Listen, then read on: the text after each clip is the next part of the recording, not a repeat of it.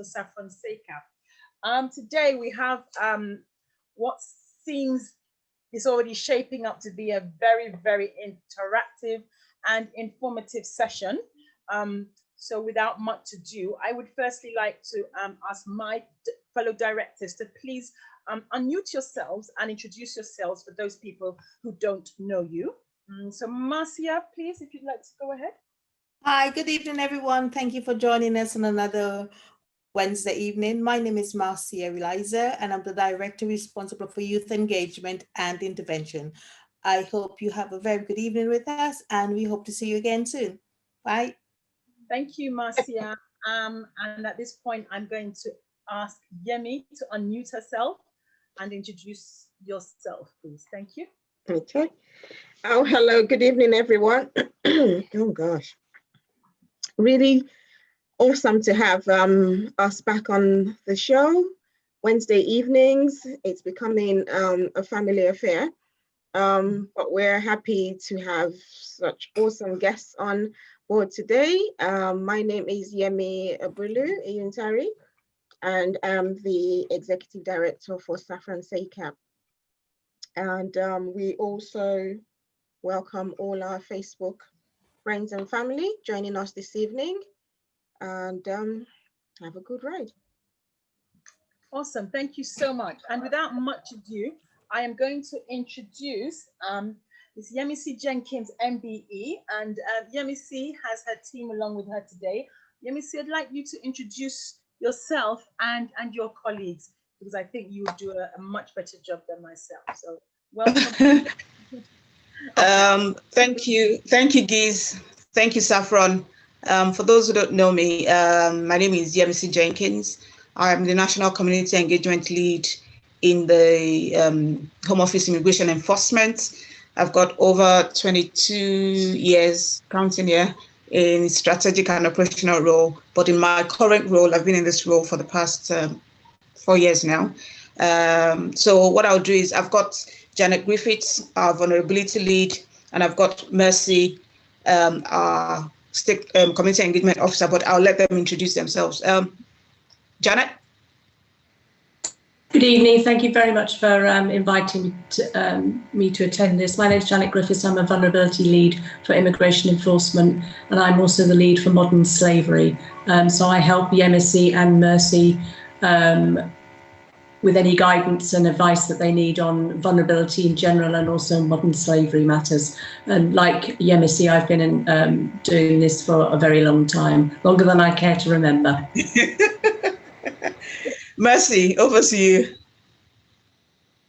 You need to unmute yourself. We can't hear you. Oh, hello. Thanks for having me. My name is Mercy Osei-Poku. I've held various posts in the immigration service for about 18 years, both in the UK and abroad. I'm here. I normally support Janet and Yemisi on immigration side of things. I currently cover North London, but mostly, get calls and queries from all over the UK. Awesome. Thank you. Thank you so much, ladies. It's really amazing to have you on board. Without much ado, what I'm going to do is I'm going to ask Yemisi if you could just give us a little bit of an insight as to if you could just take the lead and then hand over to Yemisi Jenkins.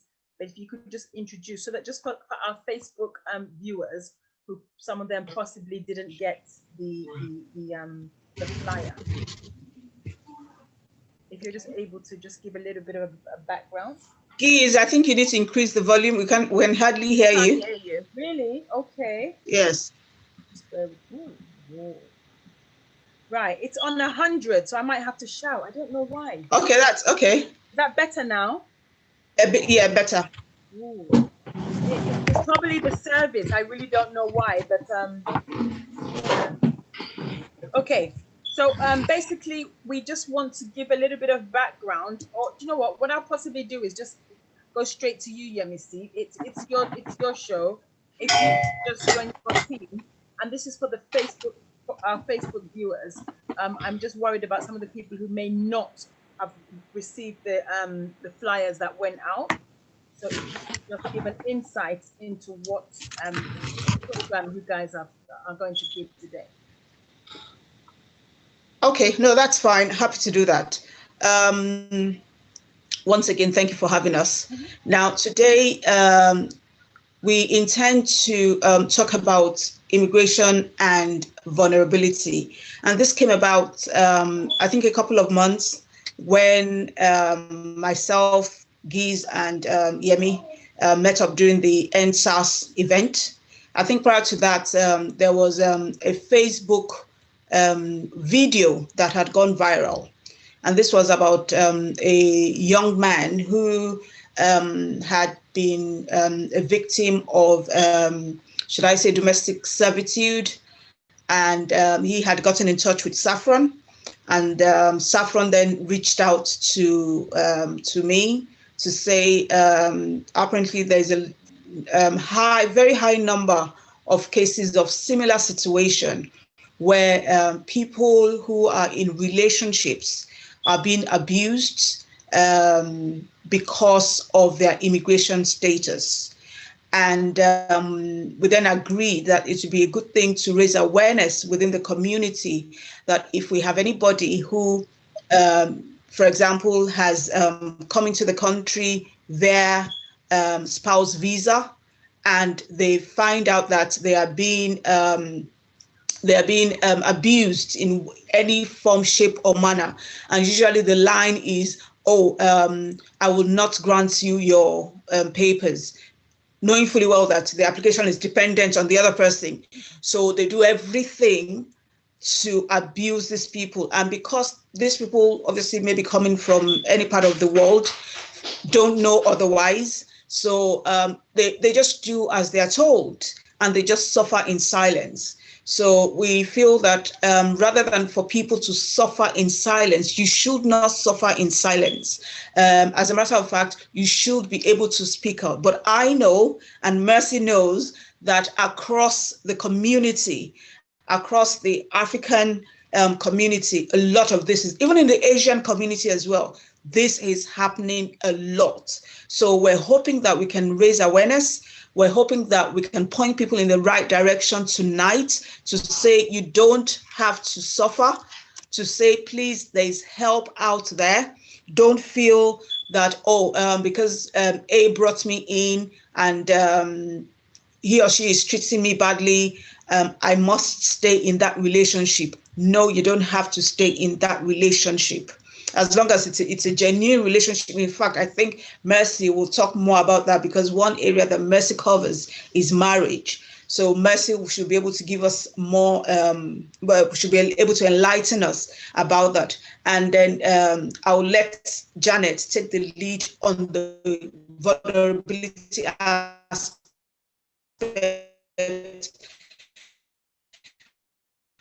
What the department has place in terms of people, whichever. We know that they think we have 2 heads and 4 legs. We don't. We're human beings like you.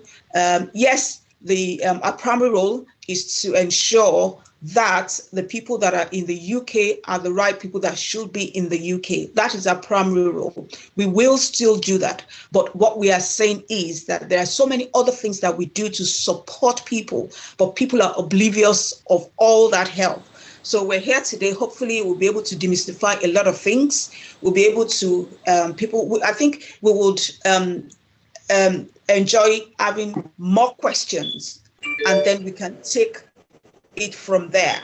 But if you want it the other way, maybe we'll lay it out. We can give you examples of people that we have been able to support, people that have come to attention with this indefinite leave to remain. But what we're saying is we can take you out of that situation that you're in, where you're suffering, to a better place and help you. Some people, and you'll be amazed, some people will say to you, you know what, I want to return home, and we'll help them to return home. Some people will say, okay, I want to stay. We'll look at the whole, it will be treated. Each case is treated on an individual basis. There's no blankets. We don't use blankets to now say, oh, this falls into this category. No, it doesn't work like that. We treat each individual as an individual. Okay, so I hope that is clear. So please, if people have questions, we can't see the questions. So Saffron, you would have to, because we can't see the side chats. If people are asking questions, you'll have to collate that and share it so that either one of us can take that question. Sure. We'll definitely. Right? Okay. So Janet, are you able to give us an overview of what your team does in terms of vulnerability? Yes, thank you, Yemisi. So I work for a national team called the Immigration Enforcement Vulnerability Team, and our role is to support our colleagues to safeguard, protect vulnerable people. That's any vulnerability. So it could be a mental health issue. It could be that they're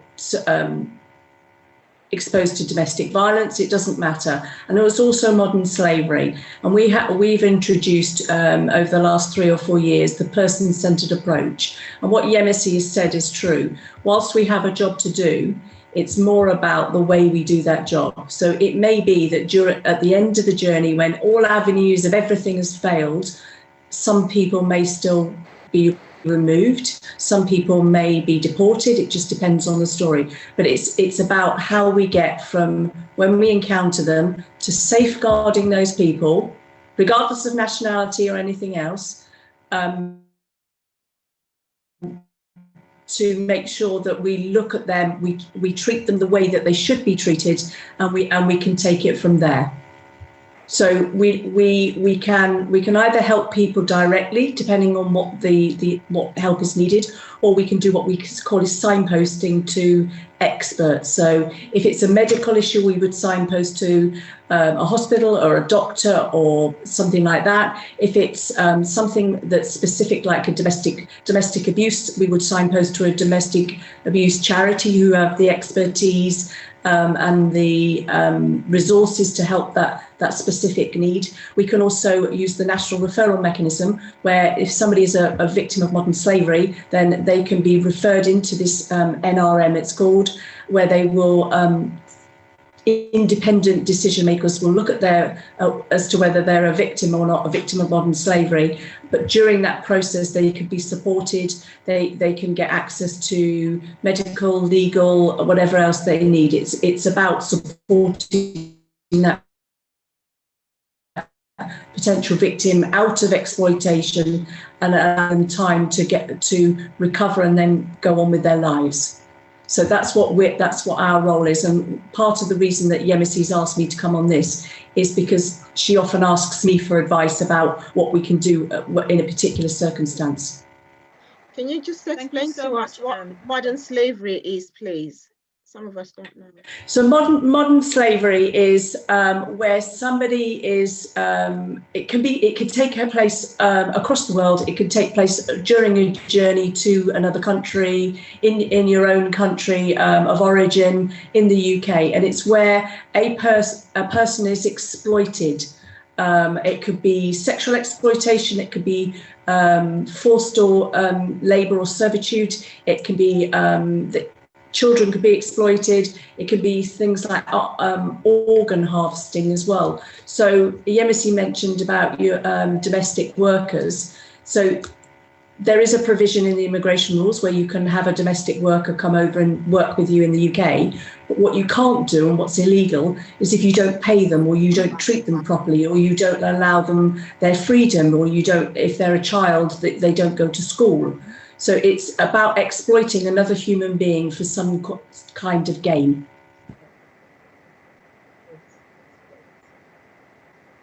Yes.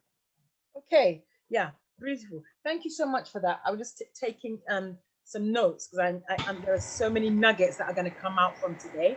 So, you know, we need to keep up. Yes, and what I'd love, so your side is on, Janet, is on vulnerability. Yes. Okay. How would a family that has, so how do you help young children, so children who are in a situation where there is obviously immigration issues? What kind of support is out there for young children, especially minors? Who are with adults or who are unaccompanied? Who are with adults? It will depend on the circumstances, to be fair. So obviously the first thing we would do is if we come across any family or any set of people where there are children and we have concerns over their welfare, we will contact social services. And the reason for that is they're the experts, they're the ones with the resources, they can provide alternative accommodation, etc. And we would also, if we had if we thought the children's were in danger, we would also call the police. And again, because the police have got the ability to get child protection orders, where it's we can't because we're not police officers. So if we encounter somebody, in immediate encounter, we will do whatever we need to do to protect those children. So if it means sitting with the child or until we can get expert help there, we do. If it means taking them into one of our offices because that's the safest place, then we will do that. So whatever it takes, we will do to start with to safeguard that child, and then we will try and get expert help in. Awesome, thank you. Okay, maybe can we hear from Mercy? Yeah, you'd like to unmute yourself? Oh, it's been muted. Yeah. Yeah, there you Can you hear me now? Yes, we can. Yeah, I deal with marriages, and it's quite relevant to what we're doing tonight. Basically, people in our communities seem to think that when somebody's helping you through the marriage route, like your partner's helping you gain leave to remain in the UK, you are at their mercy. Well, it is partly true because, of course, they can make make the application. However, it's not always true. Like Yemisi said, each case is decided on its own merit. I will briefly talk about the whole process, the marriage process. Basically, if you're both in the UK, you go to the registry office and you go and register to get married. If one party does not have permanent leave to remain in the UK, for example, as a student or illegally present, then the case is referred to the Home Office under Section 50 to investigate whether the relationship is genuine. So we have a legal window of 70 days to investigate. Outside the 70 days, we will have to give you permission to get married or take action against whichever party is probably lying or helping the other. Anyway, so within the 70 days, the case is automatically uploaded onto the Home Office's system, and we call the parties in for an interview. They're normally interviewed separately and ask various questions depending on the situation. And after that, we make a decision whether the relationship is, appears to be genuine or not. Either way, you get permission to get married. If it's genuine or not, you still get permission to get married. The difference is, if the Home Office or the officers who interviewed you deem the relationship as not probably genuine or subsisting, then even if you get married, you will not gain immigration advantage through that relationship. The reason behind that is that we cannot, it's your right to be able to marry whoever you want. Two consenting adults can get married. However, the UK might not be the place that married life can happen. So you can get married, but that doesn't necessarily mean you're going to gain immigration advantage through that marriage. So this is very relevant. A lot of people do not understand that part. The moment they marry, they think it's the end of it. No, if it's not deemed genuine, you will not gain immigration advantage from it. And when you put the application in, the refusal will be based on the interview before you got married. And you know what? Most of the time, the officers will tell you that we don't believe this is a genuine subsisting relationship. Therefore, you can go and get married, but you will not gain any immigration advantage. So you will be told beforehand. It is rather controversial. Some people argue that you can't sit, it's about 2 hours each. You can't sit with somebody for 2 hours and decide that their relationship is not genuine, and that we ignore the cultural context of certain relationships. And I always say to them, if my parents, my dad is 98 and my mom is in her late 80s, if my parents were to be interviewed now after 65 years of marriage, they will not get through.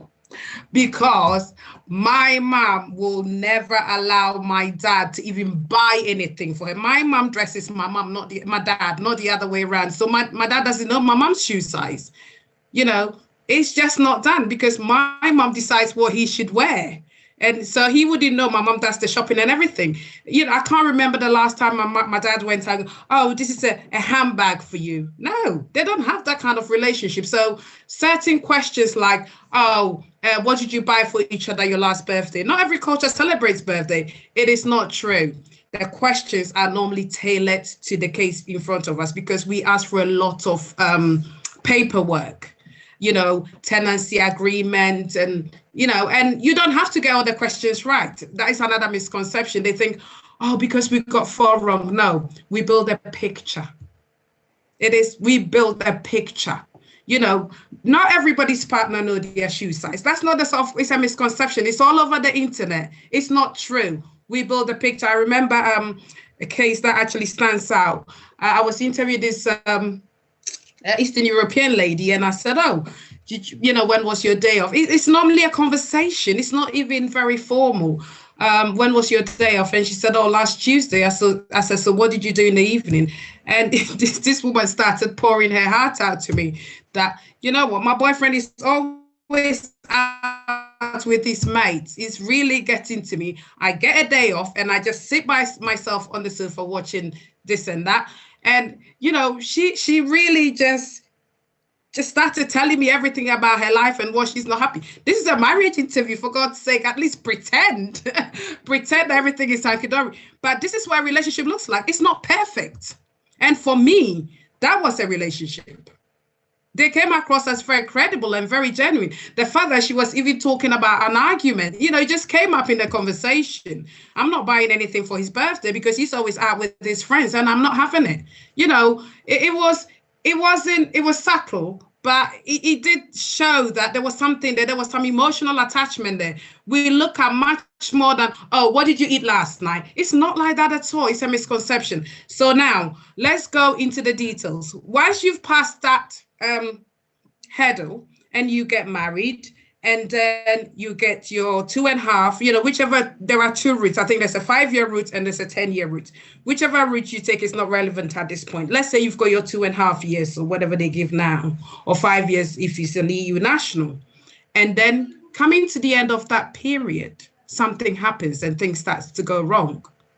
And then you are being held ransom because if you don't do this, I'm not going to do this for you. If you don't do this, if you don't give me all the money you earn from your work, I brought you here, I did this.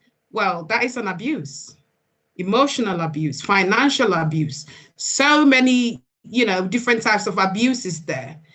What I would normally advise people to do, I would just say start keeping records. Start keeping records, put things down, put dates down. Well, if you can and it's safe, sometimes it's good to even record them. Get the evidence down so that if you decide to go somewhere for help, you don't always have to provide too much evidence. Sometimes the situation you are in, the moment you speak to somebody, they will know, they will understand. But if you have evidence, it's even better. This might not get you permission to live in the UK, but there are things you could get. Limited leave, maybe 2 years to sort yourself out. Sometimes you're a student in the middle of your course or coming to the end. They will extend your visa for you to finish your thesis, for example. You know, there are so many ways. There are extenuating circumstances. We are not that scary. We are human and we work with humanity. Despite what you read in the newspapers, we do much, much, much more than what is on the website, for example.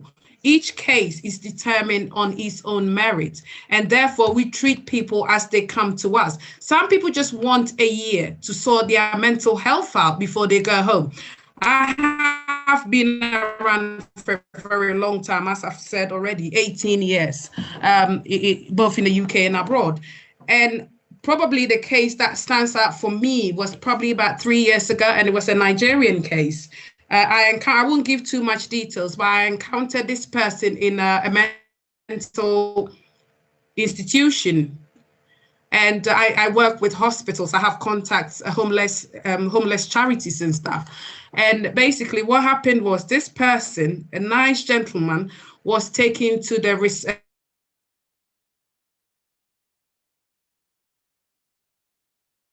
must have been about 9 a.m.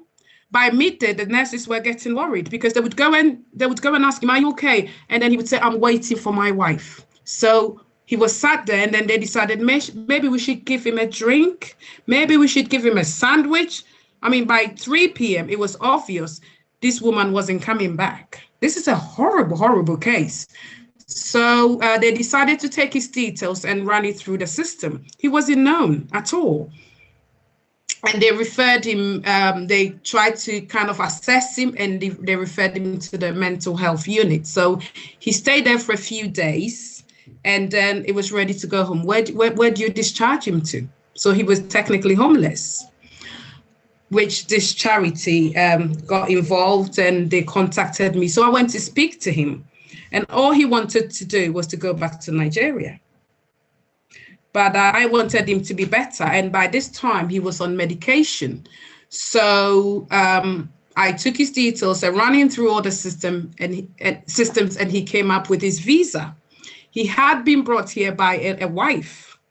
The first application had actually been refused because the immigration officer in Lagos said he was too vulnerable to travel.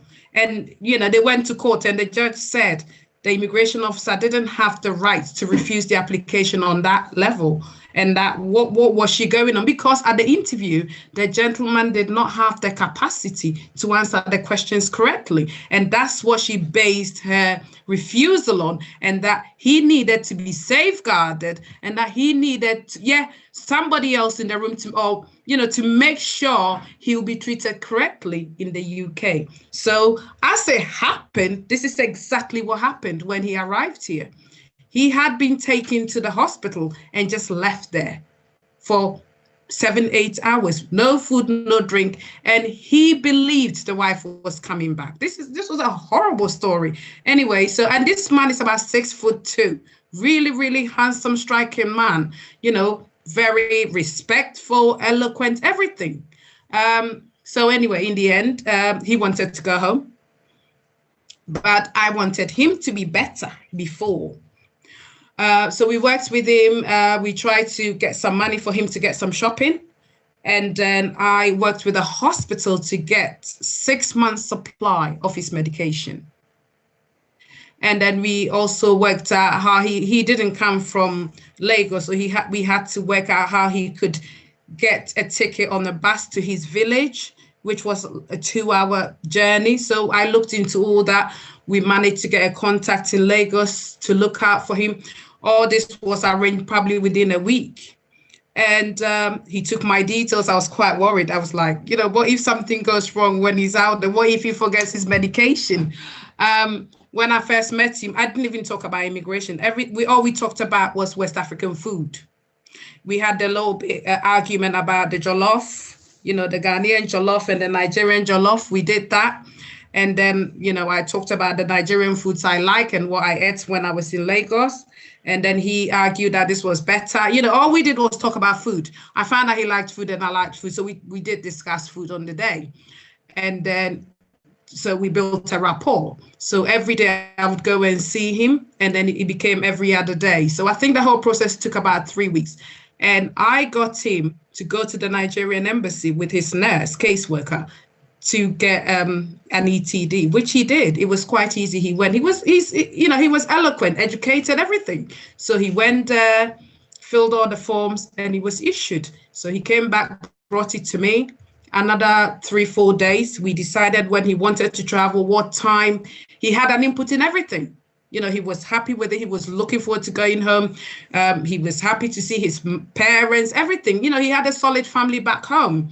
And, you know, it appears he was very well loved as well. So he had very good memories of his childhood because we spoke about all that in our conversations. And yeah, in the end, I had a nurse. I wanted to go with him to the airport, but he preferred the nurse because he had spent more time with the lady. So I got a phone call from him 2 days after, and he was in his village with his parents. And he had medication for 6 months, and we gave him contacts of hospitals he could go to continue his treatment. So it's not always, you know, bad. But this is just one example of somebody who wanted to go home voluntarily. If he ever wants to come back, there will be no stain on his visa at all because he left on his own accord, although he had overstayed at that point, but he left, you know. And of course, everything that I've told you has been put in the minutes on his file. So next time, if he wants to come back, he will be secured and, you know, vulnerability will be assessed properly locally before he leaves. That's just one success story, you know, and safeguarding somebody who was in a very difficult situation. There are other ways, you know, most of the time people are victims rather than immigration offenders. Like this gentleman I just told you about, he was a victim and he was treated as a victim rather than an immigration offender. So there are so many ways we deal with immigration cases. It's not one size fits all. And please don't read too much into the newspapers. At the moment, we're having a really hard time in the press. We are much, much better than that. And we are working hard to bring changes. And the other thing I would ask our community to do is to read. My goodness, don't listen to rumors, just read. Oh, so-and-so told me this happens. If I didn't know, it won't, because that so-and-so lied to you. The lies are what get to me, the lies. There are so many lies. They never tell the full truth.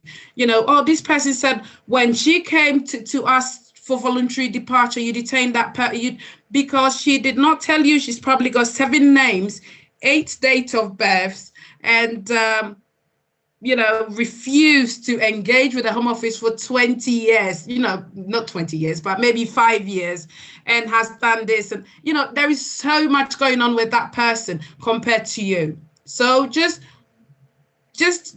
read or contact immigration, contact Yemisi. We get emails all the time, you know, and we answer them as quickly as we can. And the other side of the coin is that some women kind of turn bitter when they bring somebody to the UK. And at some point, probably after a year into the marriage, they get to the 2-year leave or whatever, and they find out the person has a hidden family back home or here, or has plans or other motives. Well, there's a right way to go about it.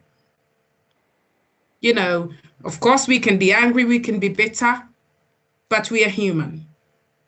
There is a right process. If you do not want to support the person anymore, sit down, talk to them. If you can't reason with them because it had become abusive or violent, that's fine. But write a letter, explain why you can't be with them, and send it to the Home Office. Don't use it to abuse them. If the person has other way of looking into gaining, you know, leave to remain, they are well within their right to change the application to something else. There is a process for that. And people shouldn't, you know, we all make mistakes. If somebody brings you to the UK and, you know, you later find out they're not the right person for you, there is a way to end things, you know, as adults and as humans. You know, there are ways to do things. And also, solicitors, that is my biggest thing. They make just dubious applications, make things up, get you to lie. Just be careful which solicitor you engage. It can make or break your case. This is very important. Every community engagement I go to, especially African ones, that's the first thing I talk about. Just be careful which solicitor you engage. There are loads and loads of good solicitors. If you want an African one, that's fine. There are so many good ones. If you go online, or, you know, recommendations, there is a particular one we actually work with, Jennifer. We work with Jennifer a lot. What's Jennifer's surname? Obaseki? Yeah. Yeah, we've been to presentations at the Nigerian High Commission with Jennifer, and I've done a lot of programs with her present. And she presents herself well, and we've worked with her for years. There are good solicitors within the community. Just don't go to the little ones who promise you so much more than they can deliver. What else do I need to cover? I think I've covered. Now I'm ready for questions. I talk too much, so you have to stop me. No, that's amazing, Mercy. That's not talking too much. Honestly. Thank you so much for that. Yemi, I don't know if you want to ask any questions. Have I missed anything, Yemisi, that you want me to?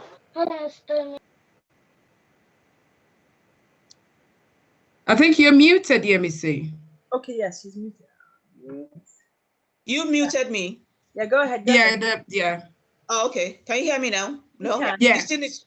Oh, okay. No, what I'm saying is, Mercy, you've covered a lot, and these are the things that the community really needs to hear. Yeah. Because, when I started, I said this came about as a result of a video that went viral on Facebook. Yeah. Now, you and I and Janet, we've been doing this for how many years now? Minimum 3 years, because I've been in this role for 4 years now. But what amazes me is that we still hear about these stories, and you wonder how else can we reach the people that need this information, because most times it appears that we're speaking to the converted. And I usually add to it that, please, if you know anyone, or if there's any platform that you want to invite us to raise awareness, please feel free. I know that some people are on Facebook, and some people have joined maybe from Nigeria. Please, this is gospel. We are home office. So whatever we say to you today here, please take it as a gospel truth. Yes, some people say, oh, well, that is what you're paid to do. We're also human. And at work, and I'll share this, I remember there was a day I was speaking to one of my senior directors, and I said, you know what, you will go back home. I go back into that community. I will not go into that community and give them information that is not right, because then I will be in trouble.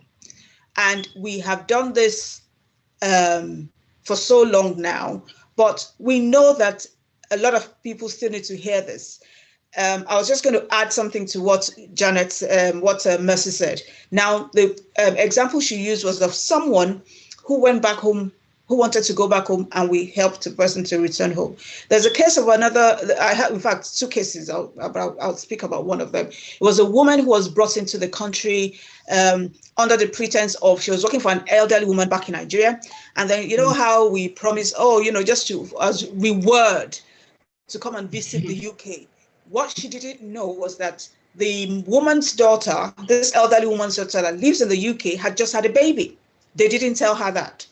When she got to the UK, that was when she realized that this young girl had just had a baby, like under 3 months. But a typical African woman, looking after your grandchild or your child is no big deal. It's part of us, as culturally. Okay. So she said, as far as she was concerned, she saw the baby as her grandchild. So she didn't think about it. What she didn't know was that they were going to enslave her.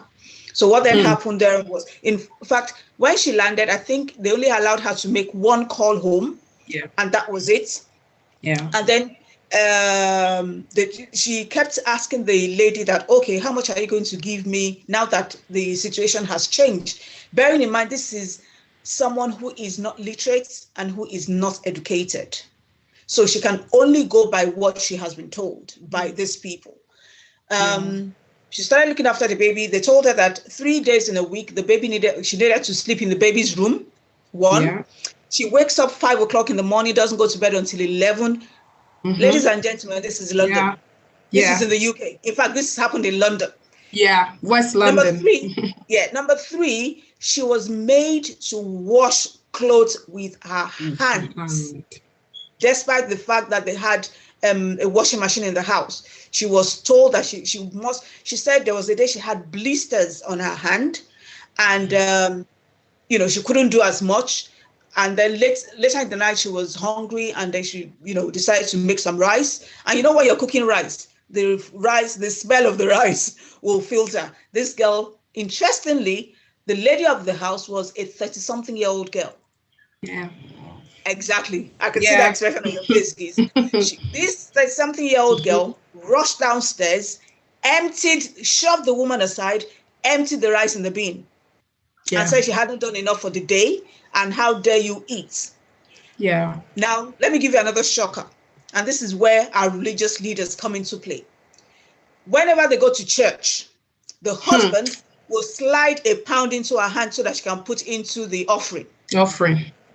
Now, when they go to church, and whenever anybody, because she's an elderly woman, and within the Nigerian culture, when they'll think, oh, maybe this is your auntie or this is your mom. When they come to her to speak to her, the girl is quick to stop people from engaging with her. Yes. This woman did not have the key to the house. Whenever they're leaving home, they lock her in the house. Right? Now, this woman did not know the environment at all. It got to a point, she then asked the girl, she said, you know what, maybe you should return me back home. In Nigeria, there's a proverb that says, for those who are not non-Yoruba speaking, it means if I cannot move forward, I can move backward. Right? Okay. This girl, and then at some point she asked the girl if she could give her some money so that she can send home. In between this, her mother died, her husband died, her sister died. She couldn't, reach out to them. Another thing was the fact that I think at some point, somebody in church maybe gave her a telephone number.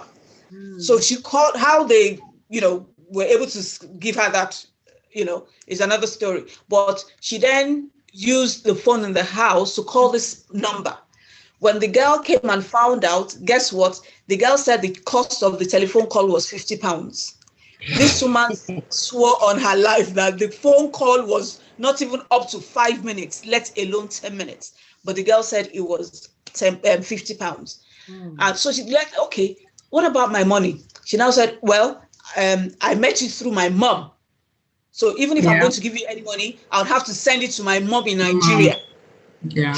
And the woman was like, how can this be?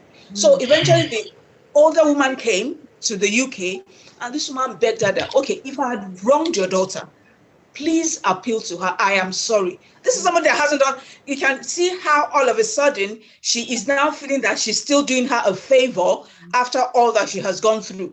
Eventually, there was a talk between them, and the mother said, okay, leave me with my daughter. I will speak with her.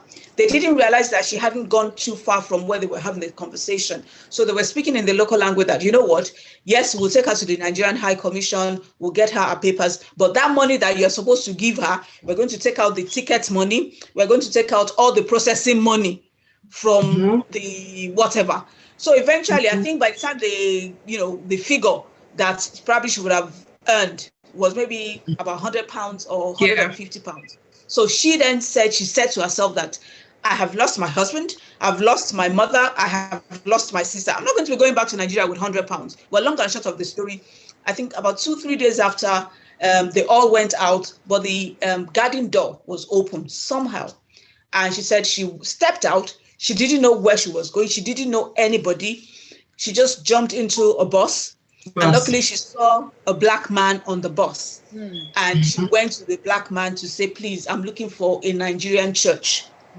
And this was how she went into a church. She started sleeping in the church. And then there was an event in my own church. And we usually give out packs of advice and things like that. And then I was in church one day and somebody approached me and said, oh, we have this lady. And, she told me all the story. And I introduced her to one of our officers.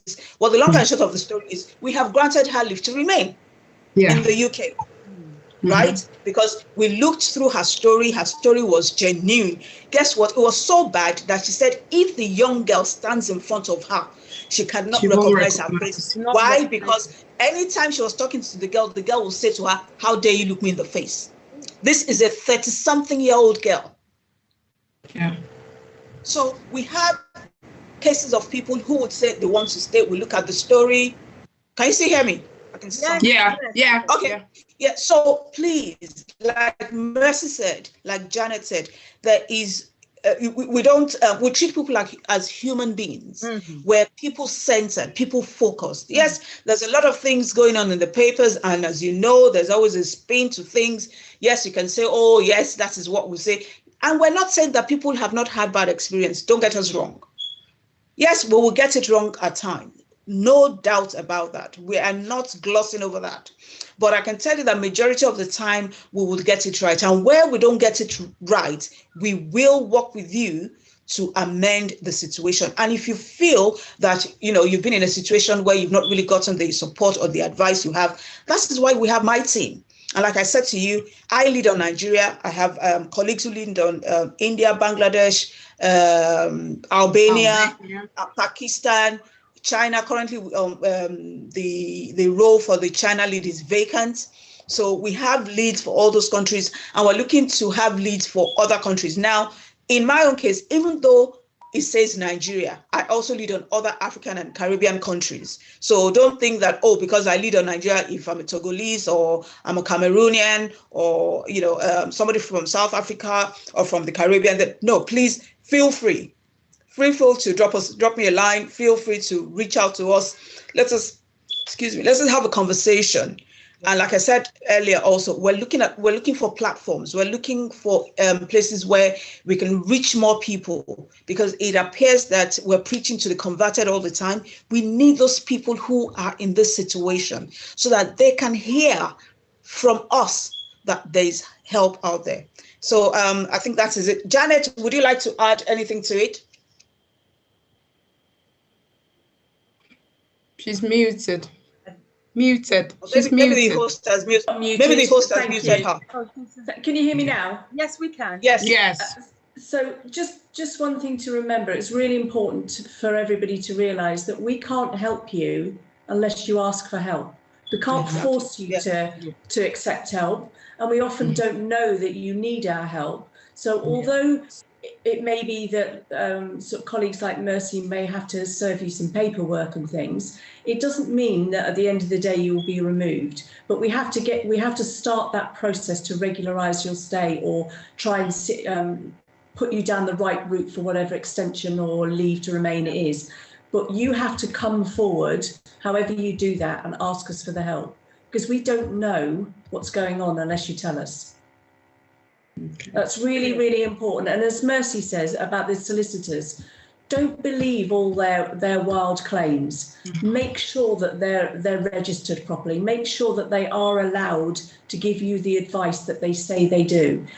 A genuine solicitor or legal rep won't make promises that they can't keep any more than the three of us are. We're not saying that people won't get removed. We're not saying people won't possibly be upset with the situation or the decision that's been made at the end of the day. But what we are saying is we will do our utter best, all of us, not just us three, to make sure that everybody is treated properly and everybody's it's a person-centred approach. So we will look at what's going on, what the mitigating circumstances is. Are you applying for the right thing? If we don't think you are, we will try and point you in the right direction, or suggest you go and see a legal rep and sort of say, ask the legal rep about X, and sort of try and point you in the right direction. We're not here to catch people out.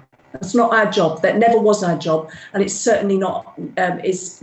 We're not going to go down that route, but you have to come forward and ask us for help. We can't do it without you. Thank you so much, Janet. Thank you, Yemisi, and thank you, Mercy. Somebody has a question. I'm going to ask you to unmute yourself, Vivian, because you need to leave at 7. So if you'd like to unmute yourself and ask your question. Unmuting. There you go. Yeah, we can hear you. Oh, hi everyone. Hi, My name is Vivian. Thank you. Very, very informative education. Honestly, I've learned a lot. Thank you. I think I have a question mainly for, I think it might be Mercy. I think. Okay, yeah. And probably even Miss Jenkins as well. Now I have a partner, somebody I'm going out with, lives in Nigeria. And I'm asking because there's all this information you get. I've got told that, oh, you know, you need to go visit him twice and I need to go marry him there, if anything, because it won't work. You know, if he comes here, you have to prove, you have to go there and marry the person there, get engaged to the person there. And I wanted to ask, is that actually true? Because in these financial times, number one, that is extremely difficult to do. And then with the information as well, because I've been told so many things that we have to put as proof that we are going out or is genuine. And some of the things sound, quite frankly, quite ridiculous. I've been told, for instance, that I should open a joint account with him, but I live in England and he lives in Nigeria. You know, so I just wanted to find out what kind of things are the proof, because we're keeping WhatsApp messages that are going. I'm not quite sure how many messages the Home Office can Okay. use. You know, it's a lot. So I just wanted to know your advice or, yeah. Okay. Am I unmuted? Can you hear me? Yes. Yes, you're Okay. unmuted. Yeah. Okay. The person does not live in the UK. No. You cannot have a joint account with somebody who doesn't live in the UK. Exactly. That's what. Because a joint account is for you, you know, your day-to-day functioning of your home and stuff. And he's not here. So how could you open an account with him being absent? That's well, maybe the person who told you that assumed the person was in the UK. Oh, no, so, they know that. They know they're not in the UK. Right. First of all, has your partner ever lived or been to the UK? He has, yes. He lived here at some point. Yes, so good, almost 30 years ago. And then left. Yes. How did the person leave the UK? At the time, as far as I know, but this was in the 90s. I'm talking about. You don't have to give us the full information, okay, because of course a lot of people left when his visa was going to expire. Okay. Not after. No. Okay. No. Okay, that's fine. So there's no negative immigration record here. Oh no. That's fantastic. No. So now there are things you have to satisfy to be able to bring somebody into the UK. Okay. And it's quite reasonable. You have to have somewhere to live. Of course. Basically, yes. That's important because when you bring somebody here, you don't want the person to be a burden on the taxpayer. Absolutely. To be able to sponsor somebody, you have to yourself be solid. You know, you can't pour from an empty cup. Yes. That's how you have to look at it. You have to be self-sufficient. Okay. Otherwise, it will even put pressure on the relationship, you know, and it gets complicated. So you have to be self-sufficient. And by self-sufficiency, we are talking about basic needs, such as roof over your head, right? Or, you know, somewhere to live, food on the table, a job. You know, if something goes wrong, you're not bringing him to rely on him. Yeah. You have to be self-sufficient before that is a basic requirement. So you have somewhere to live and you have a job. That's where it gets complicated because you have to earn a certain amount of money. Okay. And again, it's all part of the self-sufficiency. If you earn within the threshold, you know, you earn over that money and, you know, you have a place to live, then you should be able to have the rest because that you would need bills to confirm that you have a place to live or tenancy agreement. Even when you marry here, you still need it anyway. Of course. Even if the person was here, you would have needed that. Yes. The only difference is the person would be next to you, whereas this time there is a huge, you know, sea, you know, in between. So obviously it becomes stressful. But if the person is with you and you're fighting together, at least you can bounce on each other, you see. Yes. So that's the only difference. You will still need the same stuff. Okay. So you need to get your papers together before. You have to marry him from there, or you have to invite him as an unmarried partner. You don't have to marry if you don't believe in it or you don't want to. He can come here as your unmarried partner. You still have to satisfy the same. Right. So pay slips, bank statement, bank account details, tenancy agreement, bills. Okay. by bills, I don't mean TV license. Yeah. I mean, you know, I know why I said that. There's a reason why. Everybody brings a TV license, trust me. But you need to understand, you can have your name on a TV license in my house. Some people even bring Tesco's club card. You know, That's the second one after TV license. You see, you can't have a TV license in my house, but it's not easy to have your name on my electricity or water. Of course, yes. So the quality of the paperwork you submit is very important. Somebody could say, I submitted everything, including TV license, Tesco's club card. No, that's rubbish. You send utility bills, and you send genuine utility bills. Yes. Okay. Tenancy agreement that has not been tampered with, because now all the paperwork is checked for forgery. That's another thing I failed to mention. Okay. Somebody would tell you, I went there to voluntarily depart and they arrested me because the person might have submitted forged or counterfeit documents, which means that we have to arrest them. They have to go to prison for 6 months before they are removed. Because sometimes it becomes a criminal case rather than an immigration case, and it's out of our hands. So that's another thing that I forgot to mention. So if you bring the utility bills, and you satisfy all these things, then it shouldn't be an issue. And if it's got a clear immigration history, then it shouldn't be an issue at all, honestly.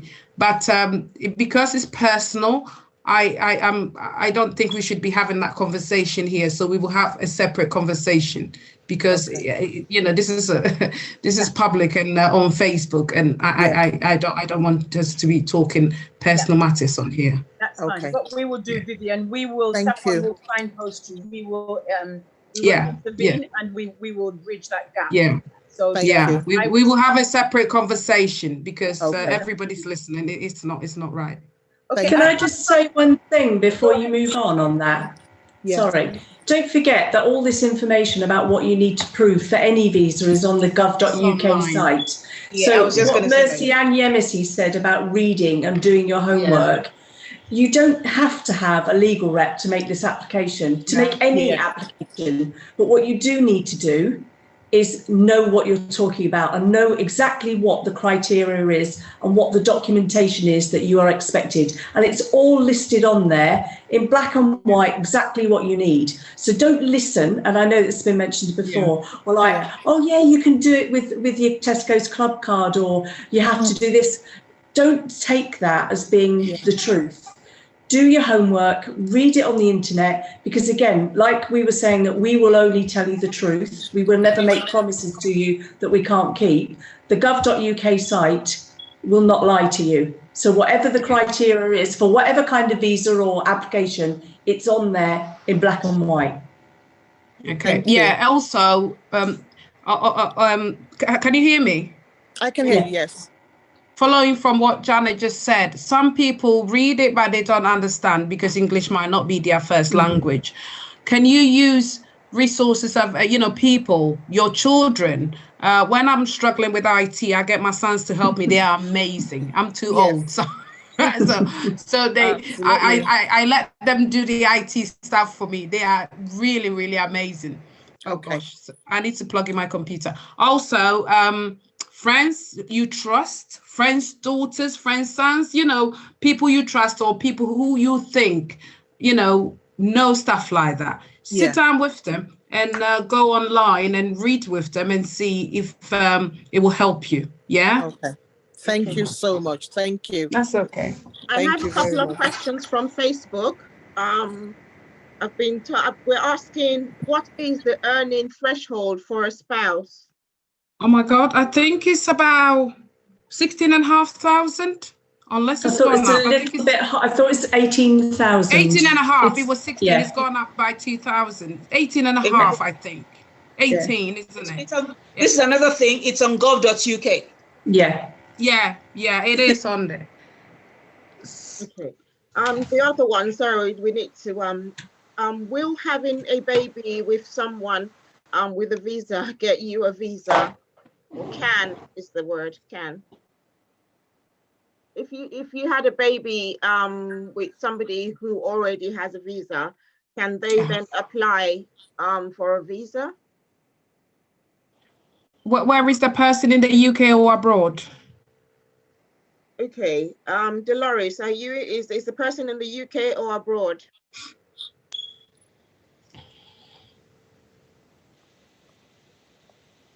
Oh, she hasn't. I would say, while Dolores is coming back, is please don't go out and have children just because you think it's going to give you an immigration advantage, because I mean, that's really not the right, I'm sorry, but it's really not the right reason to have a child. But No. and there isn't, I mean, it used to be that if you had a child born in the UK, then that child was automatically British. A bit like in America, if your child is born in America, it's automatically American, regardless of your status. Now, that's not the same in the UK. So I don't think having a child would give you an automatic right. And please don't go out and just have children just to get, if you think you're going to get a visa. That's you're really possibly setting yourself up for a lot of hard work in the future. And also, you know, I'm a bit concerned because if the person said visa, does the person have a visiting visa? Yeah. You know, what sort of visa do they have? So these are the questions that people need to ask. Okay, Yemisi, with regards to the language, you need to understand that because we are in the inside, we understand the difference between visa, entry clearance, and leave to remain. People on the outside don't. So sometimes when they say visa, they mean leave to remain. So it's interchangeable. It depends who you're talking to. So that part, don't worry too much about that. It will all come out in the end. Okay. Oh, okay. That wasn't Dolores. Sorry, Dolores. I apologize. It was Mab's Bells. Sorry. But she hasn't come back. Yes, Mab's Bells. Okay. If she does come back, I will come back to you. So this was, if you have a child and that child is British. Yes. I'll try and speculate here and see. Yeah, there's a difference if the child is British, yes. Yeah, I think she meant that if you have a child with somebody, of course the child is British, can you use that child's status to get leave to remain here? I think that's what the question is. The short answer to that is possible, yes. But there's also a long answer to that, but we won't get into because we don't know the full details, but it is a possibility. Yeah, it is a possibility because if the child, let's make that clear. If the child is British, yes. Yeah. We're not talking about the spouse or the father of the child or unborn child. Okay, Adeshola, you have a question. Let me unmute you. Yeah, okay, go ahead, Adeshola, welcome. Oh, hi everyone. Hello. Yeah, I just want to clarify something. If you are a student and your partner is in Nigeria, how can you invite him in? So I just want to, have more knowledge on it. Have you made inquiries yourself on gov.uk in terms of how you can invite your spouse? No. You see, this is what we're talking about. You need to, yes, because in fact, as a student, you should know that gov.uk would give you a lot of information. We usually like people to come from a place of knowledge, so that if you go to a solicitor or an advisor, you have a bit of information and you can either counter or agree with whatever information you're being told. So I would say you go to gov.uk, look for the information yourself. If you're not clear, get back to Saffron and they will share our details with you. And then we can then say, okay, point you in the right direction. All right. Okay. Thank you so much. You're welcome. Really helpful. Thank you. You're welcome. And by all means, can you hear me? Yes, we can. Yeah, by all means, when you read it and there are things you don't understand, then you can, ask for help there. But let that website be your friend. Whatever visa you're on, your partner can be entitled to that. You can bring them over, but there are some conditions that you need to satisfy. And you only know how you can do it. So when you go on .gov, you can read it and compare it to your current situation and see if you can do it. That's why it's better to go there. So when you read it and it still doesn't make sense, then you can ask somebody in the know for clarification. So you come to the person and you say to them, on the website, it says I should have this and that and that. So far, I have this and that. What can I do to get the next one? What should I do to sort this bit out? And then that's where you will need a bit of advice and, to help you. So read first. And if there is something there that you need clarification with, then you ask for it. It's better that way. Awesome. Thank you so much. Does anybody else have any other questions that they want to put to the team whilst we're still here? I think we still need to address the case of domestic abuse, male gender, and how would you support somebody, a male or female, who's been involved in domestic abuse and they do not have their leave to remain? And obviously, that's one of the reasons why they have been tied into that abusive relationship. So when eventually they get kicked out, and many times it's even also where the spouse then, out of being supposedly evil, decides to then report the victim to the Home Office. How would you support that person? Because there are quite a few male, and I know they're female, and that's a given, but then there are quite a few male gender men, say men out there who are experiencing this, and it's just the fear of the authorities that then keeps them in check. So how would you support them? So from a vulnerability point of view, I think I'll probably start and then we can go on to a bit more practical. It doesn't matter to the Home Office whether it's a man or a woman. It's completely irrelevant. I mean, I appreciate that possibly men are a little bit more wary of coming forward because of the stigma and the fact that they're concerned about how people see them. But from a Home Office point of view, it's completely irrelevant whether it's a man or a woman. So Mercy said earlier on, try and keep evidence, keep notes of what's happening. Make sure you involve your GP, because obviously that's a good person to turn to at the end of the day. Yes, your spouse, be it male or female, may try and coerce you into staying, bully you, whatever it's called, saying, well, you're not going to get leave to remain or whatever.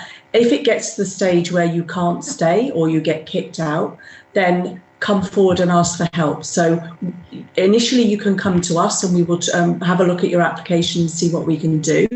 But the first thing that we will do is safeguard you. Make sure that you don't have to go back to that to the property. Make sure that you're safe, you're secure. We probably won't be able to do it ourselves because obviously we've got limited resources and we're not the experts, but we would signpost you to a charity or some people that can help you. If depending on your age, if you're very vulnerable or you're technically under 18, we would refer you to social services. But please be assured we would look after you first before we did anything else. Okay, and don't forget, it doesn't have to be physical abuse. Domestic abuse or domestic violence isn't about the cuts and bruises. It's potentially about the financial bullying. It's about emotional things. It's about not letting you see. I'm not just saying, a husband or wife has an argument because somebody wants to go down the pub and they're not allowed. I'm not talking about that, but it's that controlling behaviour. So you're laughing at me in the corner there. So it's not that. It's this pattern of behaviour where a person controls every aspect of the other person's life. So we would treat you as a victim first, and then we would look at where you are in your immigration journey. And one of the things that came up from a previous one, well, I haven't got my passport. Don't worry about it. We could sort that out. That's if you've left with just what you've got, what the clothes you're wearing, and that's all you've got.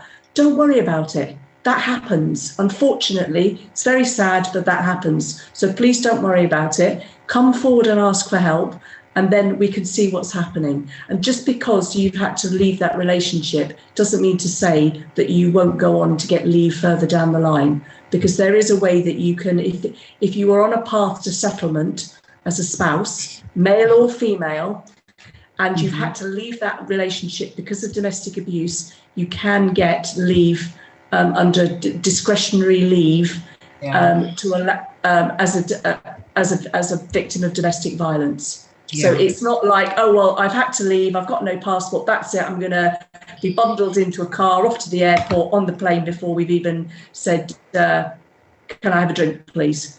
That's not it. We will look after you first, and then we will go down and what we can do next. So please don't think that we won't do that, because that's absolutely not true. And please don't believe anybody that just says, oh no, you'll just get kicked out of the country. That's not the case. Yeah, adding on to what Janet just said, when we refer you through the national NRM, of course, you'll be given, I think, Janet, is it 45-day period? A minimum of 45-day reflection period. 45-day period where you don't actually need to think about anything at all. Just look after you, depending what your case is like. You have hospital referrals, various signpostings where we are safeguarding you. We do everything to make sure you are okay, depending on the case. So the first question is not even, have you got papers in the UK? That doesn't even come in at that point. No. So the first instinct is to safeguard you, and that's exactly what happens. The first 45 days or so, we will look at ways to make you well, comfortable, safeguard you before we even look at other things. And like Janet said, there are ways of getting leave to remain. It's not always 100%, but there are so many ways that you can get to regularize your stay here. And even if you don't consent to go into the national referral mechanism for whatever reason, because it is, as an adult, it's your choice, we can't force you to do it, we would still safeguard you. We would still make sure that you're safe and secure, that we make the necessary referrals to either social services or a charity that can help you. Just because you say no to the national referral mechanism doesn't mean to say, well, we say no, that's it, off you go, you're on your own. That's not the case. Yeah. Okay. Is there a help number that people can just call? Because someone's also saying there is this myth, I think over time the Home Office has become a sort of I don't know, a fear zone. No one wants to talk to you. This is good that you're here and you're able to communicate and liaise with the community directly, because it's sort of a no-go area for a lot of people within the communities. Is there a number that you can just call and ask questions anonymously? So if someone wants to speak to you, do they have to disclose? Don't be compulsory, they have to disclose, or can they just speak with somebody without disclosure? It would be very. Can I quickly come in? Sorry. I was just going to say, in terms of, I know that some people are fearful and they would rather speak, and that is why I'm more than happy to give my official telephone number out. People can call that number. It's always on 24. It's always on 9 to 5, not 24/7, please. It's 9 to 5. If you call me after 5, I'm not going to pick it. So it's 9 to 5. It's open for people to call, and then I can then direct them. If people have access to email and they would rather, I'm more than happy for people to send emails as well, and then just direct it to whoever. Over to you, Janet. All I was going to say is, I know you're saying they don't want to disclose. I appreciate why people might not want to do that, but it's very hard for us to give the right advice or give to the right support without knowing what the issue is. So whatever you say won't get you into trouble. We're not here to get people into trouble. We're here to try and help people.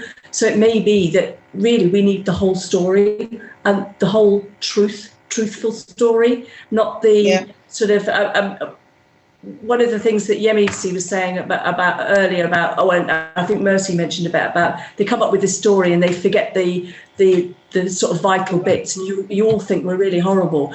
We were in Glasgow a couple of years ago doing something very similar, and this lady in the audience, we were getting a bit heckled, and they were sort of being a bit pointed at us, and she said, well, my friend went to a reporting event and left her chicken cooking on the stove, and she never returned, and she didn't know, and she just left her chicken, and so we're well aware of that. So one of the things I just wanted to show you, just sorry, bear with me while I get the app up, is, can you see this unseen?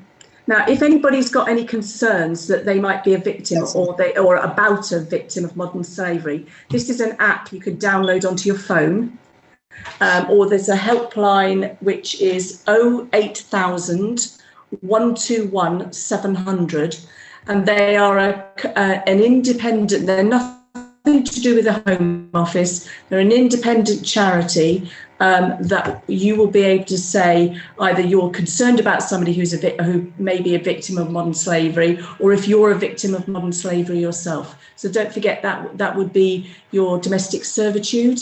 That would be anybody who's been forced into prostitution, anybody who's forced into working for no pay. And they will be able to help you. They will be able to signpost you. They would be able to arrange for you to be interviewed, to get housing, emergency housing, until a more formal arrangement to be in place. So whilst Yemisi, Mercy and I can give you specific advice, if you think that somebody you are or you know of somebody who is a potential victim of modern slavery, they're the people to call.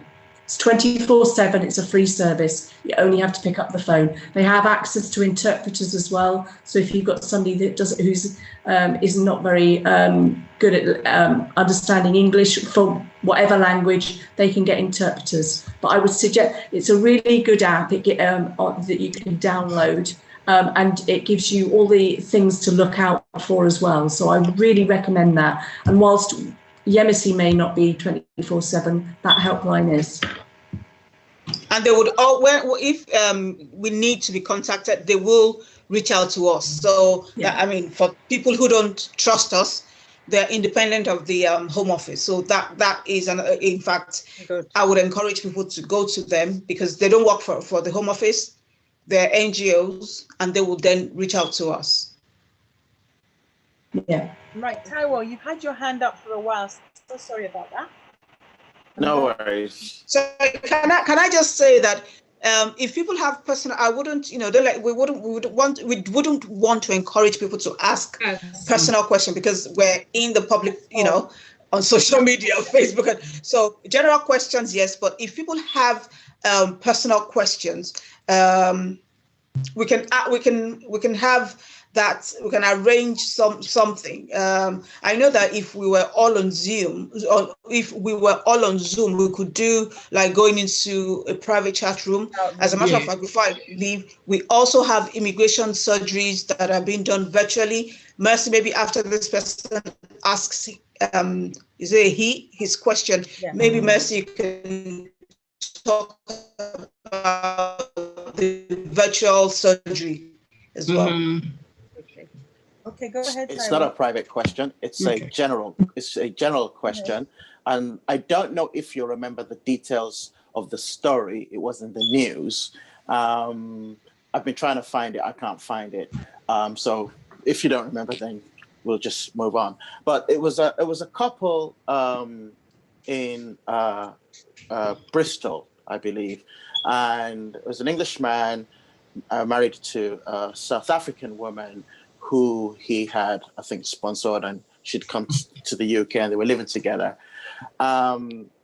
Things, went, belly up in the relationship and spiraled downwards. And I think the story goes, it's just frankly, I think the guy got ill and he was not cared for, or he was in his illness taken advantage of by the South African woman that came here. So I don't know if you remember this story. It was in the news, but unfortunately, there's another popular South African story that's taken over Google when I said so. Yeah.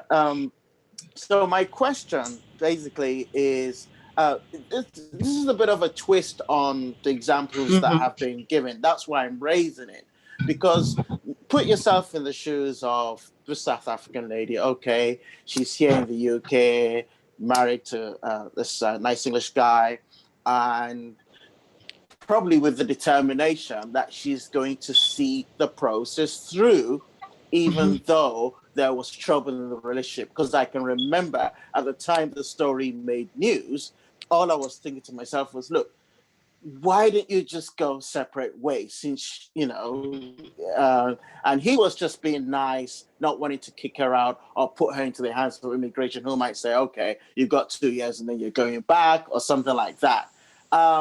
So in that situation, I'm just thinking, what's your take on a situation like that? Because one point that you made, and I'm listening because this is very informative. We all, we live in a global world. I won't go into the dimension of my travels and my working abroad, the work side, the non-immigration travel, but we live in a global world. So these things, we all need to stay as informed as possible. And so in this particular situation, the thing that was mentioned that caught my attention was the fact that somebody you could ask someone to come over as an unmarried partner. Okay, so I think that takes a bit of the pressure off the union, and it's a sort of let's suck it and see situation. So the person knows that, well, they are coming with the mind that if it doesn't work out, if I can't live with this person, I'll go back, But I think sometimes the prospect of remaining or becoming a permanent resident or citizen is there as a carrot at the beginning, and that sort of can sort of affect the dynamic of the relationship itself when apart across the oceans, and I've dated long distance in the past. So I'm just thinking, with that in mind, how do you what advice would you give to someone who's in that situation? Are you going to say, look, why don't you draw up a prenup, or are you going to say, so over to you. I think you understand my question. There's a particular story, if you can find it. But yeah, I think it was something that Janet said also in particular that reminded me of this, but either of you could answer and just give your opinions. Thank you. I think most people enter a relationship that, whether it's a common law or a civil partnership, with the expectation that it's going to work. So wherever they're going to live, they expect to live. Most people, we all expect to live happily ever after. And if something goes wrong, then we would say, come forward and try and sort it out. There are options available. So it doesn't mean just because the relationship doesn't work for whatever reason that you will automatically be told you've got to leave. That's not the case. It's looked at on a case-by-case basis. Now, it seems sad that couple seemed to think that they had to stay together when had they taken advice, I don't remember the story, then there may have been a solution there that suited both of them. But without knowing everything, it's very hard. And don't forget, the stuff that you read in the press is only ever a third of the story. if we're lucky. Yeah, what was the ending of this story? Because you started that the guy wasn't well and the girls didn't look after him. What was the ending? I didn't quite understand it. I think he actually died, and she ended up going to court over some issue to do with his death. You see, so I think that's basically why it became it was a court story for reasons other than immigration. Okay. The immigration aspect was a side event, to be honest. It was something else. They were, it was. I think they were fighting, and it was basically not good. And I think he actually, he died or something like that.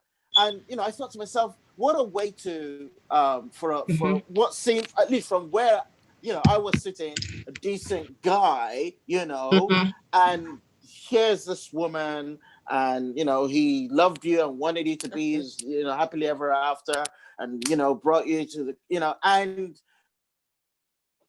from I if I find the story, I'll share with the Saffron stuff. But all I remember is that from the way the story was told, it seemed he bent over backwards for her constantly, and she was taking advantage, even to the point of him.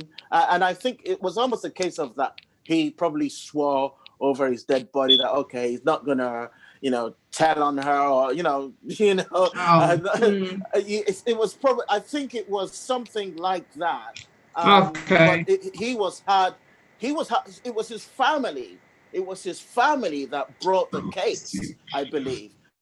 I mean, it's somewhere there in the archives, but it was his family that brought the case. Brilliant. Yeah. I think it's quite hard to comment without the full details, and any prosecution obviously wouldn't be anything to do with us unless it's related to immigration crime. So if the police, the family have alleged that she's had something to do with his death, and the police have investigated it and prosecuted, then we wouldn't be able to comment on that anyway. Well, my advice will be, you said expectations, and my advice will be to people, just manage your expectations. Manage your expectations. I think that's with all aspects of life, isn't it? You don't walk into a marriage or a union thinking it's not going to work. Of course, you're excited. You want it to work. You hope it's going to work. One party might have an ulterior motive, but you walk into there, one party walks into there, all in. But of course, if things happen, we all need to manage our expectations, because sometimes it's not about the two of you. Sometimes the British government, the immigration would make a decision on cases, you see. So you need to manage your expectations. Okay, there's a question I would like to ask, because I know you said you deal with Nigerians, you deal with the Bangladeshi community, you deal with various communities. Is there any workshops or interventions you have from, let's say, Nigeria, who are coming? Do you have? Yes, I understand there's the internet, but do you have other kind of interventions, like workshops between maybe the UK Home Office and the Nigerian Home Office, which would set a precedent? So before they even come, like you have the knowledge that they do here, the exam they take on how to live in the UK, okay? Do you have anything that precedes that, which will prepare people when they come, before they come, so that whilst they come, they don't fall into some of these holes that we seem to find them falling into? Because I think some of these things can be avoided if there is some information preparation before they come there. I think Yemisi and I have been on this Sunday's trail for a long time. Giz, thank you for asking that question, Giz. I remember when I started this role, one of the things one of the things I'm supposed to do is engage with the home country. And this was exactly what I said back then, that we need to start doing a lot of work in home countries, so that before we give them that visa, mandate people to attend like a 3-hour session where you give them step-by-step or blow-by-blow information about the life in the UK, the number of unemployed youths, unemployment in the UK, the cost of living, to the cost of electricity, water, the things that people don't pay for where they're coming from. So you set the scene for them, so that and what brought about that for me then was, when we had this scheme, I think it was something highly skilled migrants. Yes, where we had bank managers resigning their job and then coming to the UK, and they end up being security guards. What had happened was they had this grandiose idea of, as soon as they land Heathrow, there's a job waiting for them. So what they were doing is they will resign their job, their wife will resign, they will now bring themselves and their whole family, change their money into pounds. They realize by the time they get here, they realize that by the time they by the time they get the pounds here, they cannot barely rent a room for like 2-3 people, or you understand. So all of a sudden, all that dream just goes boom in their face, and you're like, really? So yes, but it's something that we're bringing back to the table to start doing that. Just give that information. In fact, one step forward is maybe to do a video, a typical life in the UK, where people can see. We know very well that people will still say, I remember there was a show that somebody invited us to, and somebody called from Ireland and said, you know what, irrespective of what you're saying, if he has X amount of millions today, he will change it and find his way to Europe. You'll still find those ones, but also you would find the ones who would sit back and say, you know what? And what I used to tell people then with the highly skilled migrant scheme was, if you happen to get on that scheme, rather than you and your wife resign from work, take a sabbatical leave from work. Let your wife, yes, some people will tell you they can't leave their husband for one night, okay? But take sabbatical. Don't drop everything and say you both are coming to the UK, and then you come into the UK, it becomes, and I saw so many, and there was a guy who, a dentist, had and he closed his dental surgery up just to come join the wife. They all became miserable at the end of the day because the wife couldn't achieve what she had set to achieve, as in, then finishing school. And the whole thing just became so stressful. Everybody broke down in terms of mental health, and so many like that. So what you've said is really, really, really, really true. And like I said, we're bringing it back onto the burner, and hopefully we should be able to get something rolling at some point, working with our colleagues abroad. Brilliant. Okay, brilliant. We have someone's dropped a story on Facebook, and story here. Okay. A scenario. I don't know if it's real. That's where I'm coming. It's a scenario maybe, or it was a live case, and I really don't know. But okay, yes, she said I know somebody. So that's the case. She knows somebody who is in a fragile relationship, abusive husband, in and out of the relationship. She has recently managed to buy a property on her own without the man's help whilst he was away. He has returned and wants to move in with her, saying that he is changed and will be more responsible. Kids love daddy and want him around.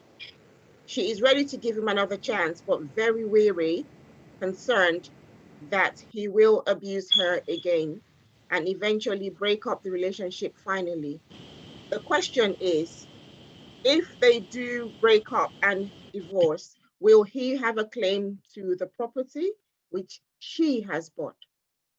That has nothing to do with immigration. No, she's going to have to see a legal rep about that. Has nothing to do with us. They'll need, if they go through divorce, the courts will have to decide for them who takes what. Has nothing to do with immigration. She hasn't said anything about anybody's immigration status, so it has nothing to do with us. Yeah. Unfortunately. I believe she's looking at it from our conversation around domestic violence, domestic abuse. Yeah, but they could both be, at this But point, both UK residents. We don't know enough information.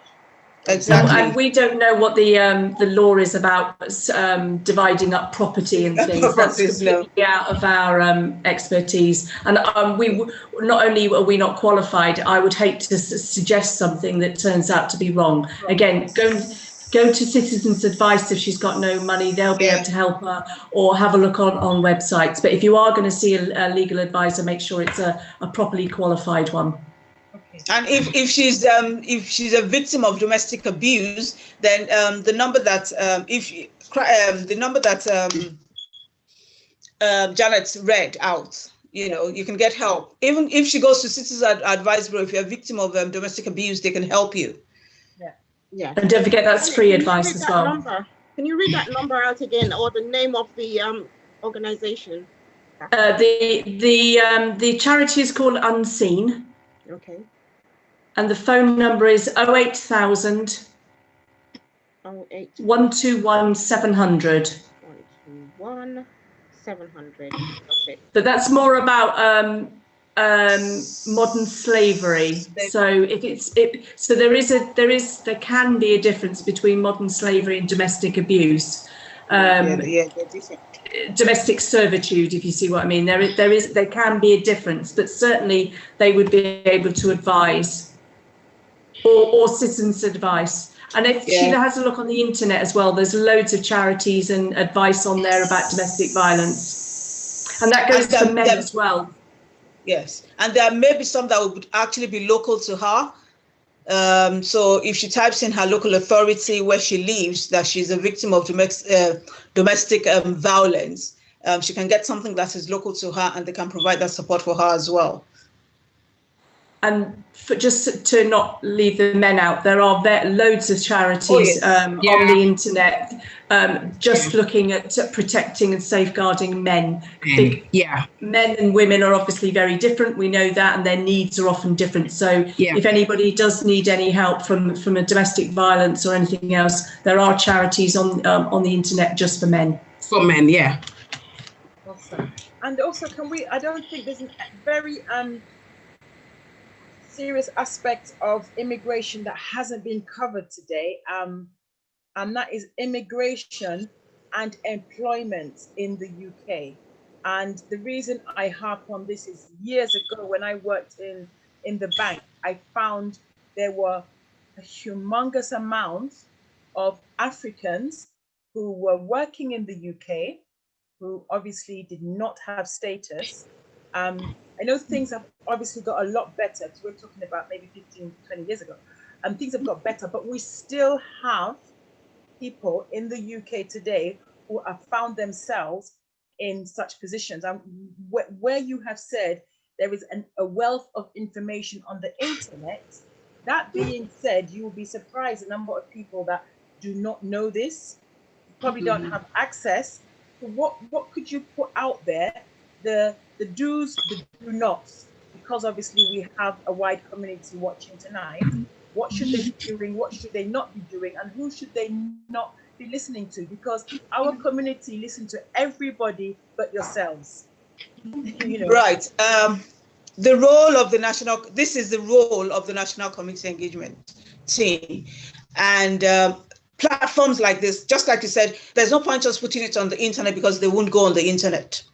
So at the end of the day, organizations like yourselves, faith organizations, community organizations are the ones that we're hoping will put things like this together, and we can have this conversation. And, like I said, I hope I'm not, sounding like broken record now. The people who really need this will not attend this event for some reasons best known to them. So then the question is, how do we get them to attend an event like this? How do we get them to attend other events that other organizations will host? One way we have found is church pastors and imams. For example, before the lockdown, the mosque would invite us during their service where they have had very high number.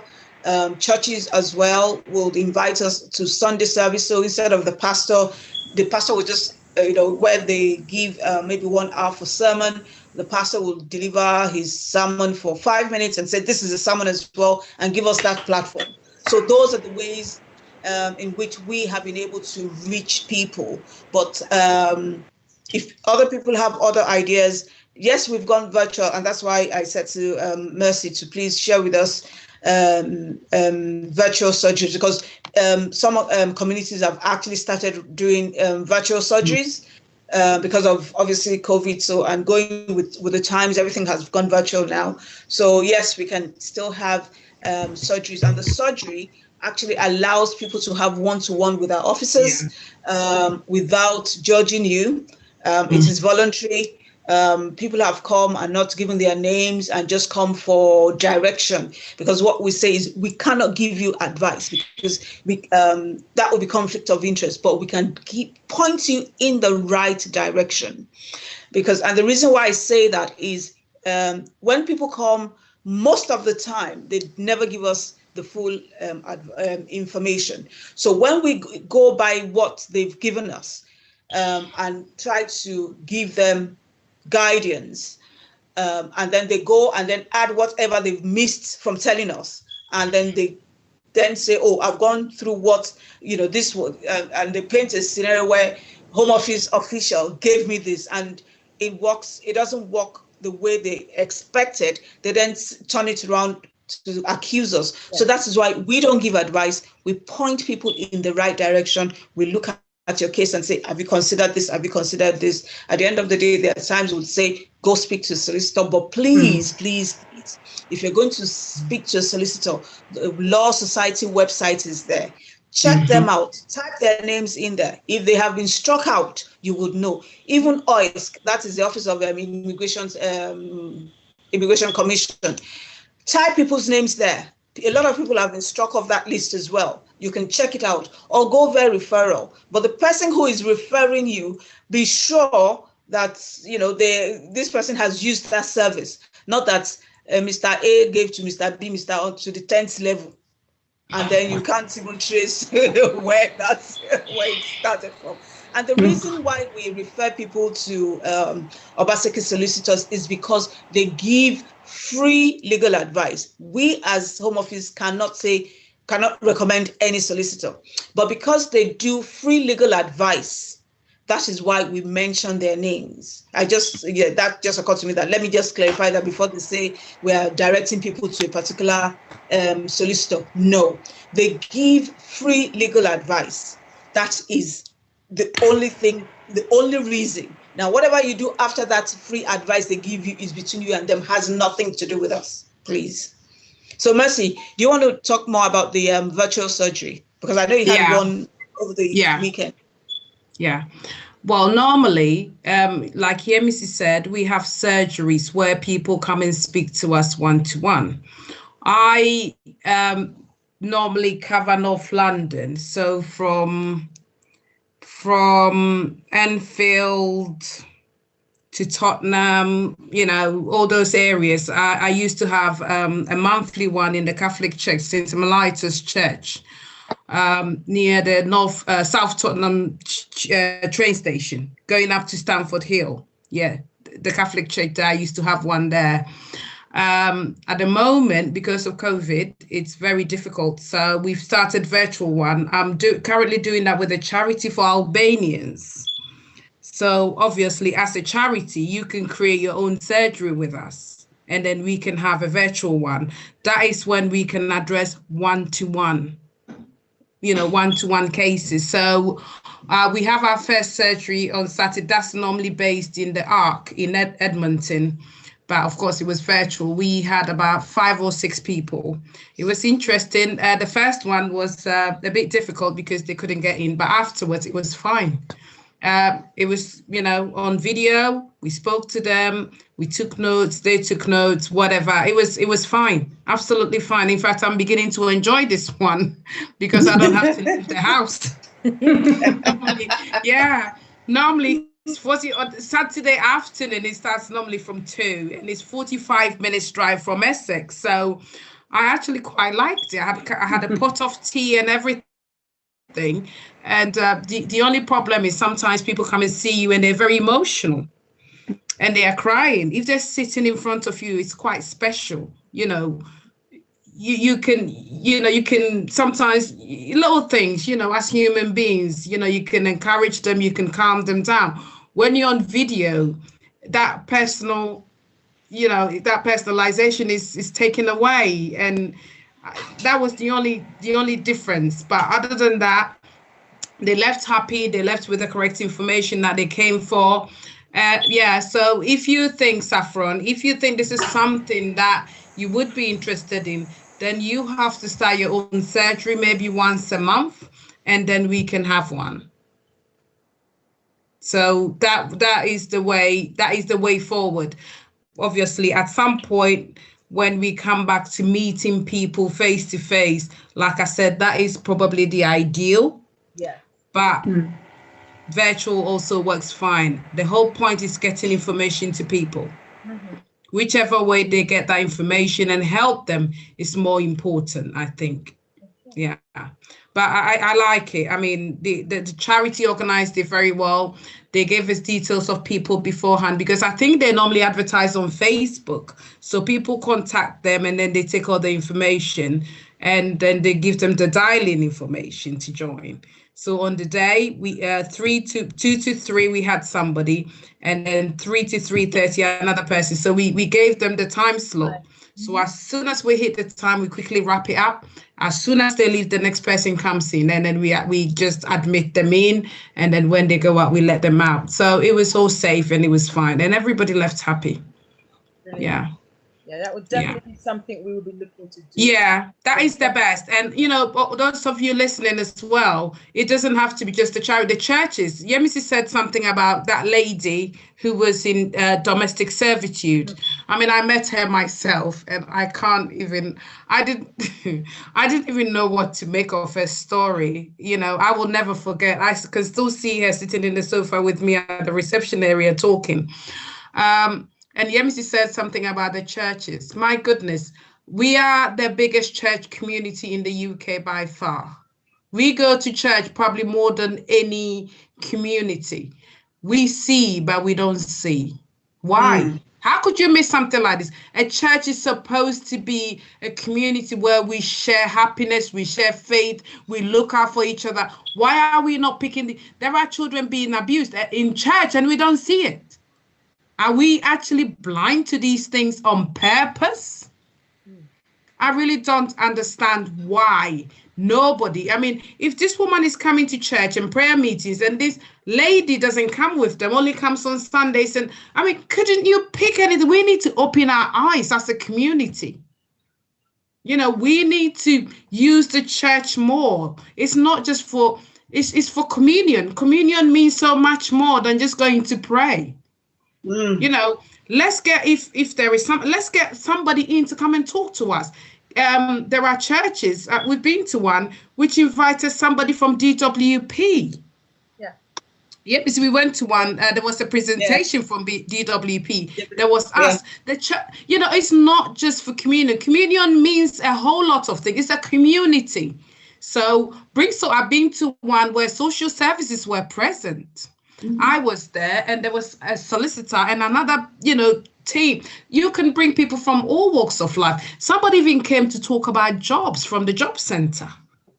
Anything that affects your congregation. It doesn't have to be immigration. Take one day a month or one day every 6 months.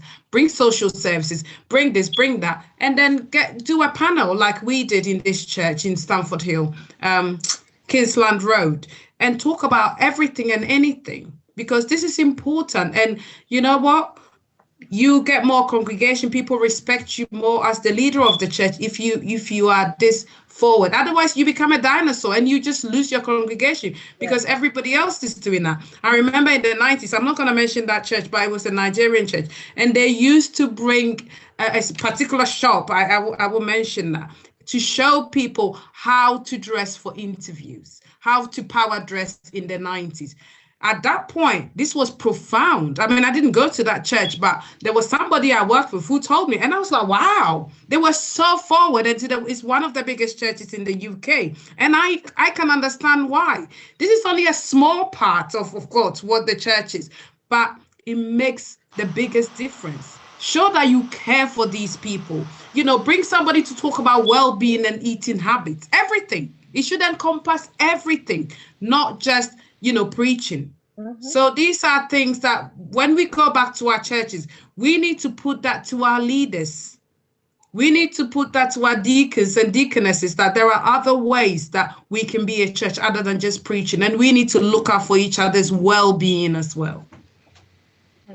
Well said. Thank you.